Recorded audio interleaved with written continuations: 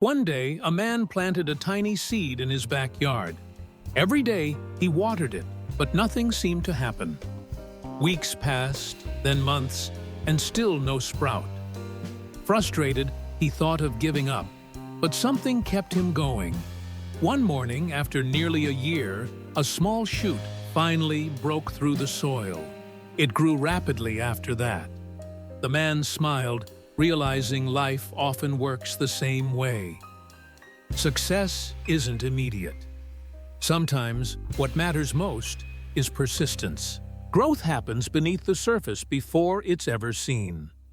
The lesson? Patience and faith bring quiet miracles.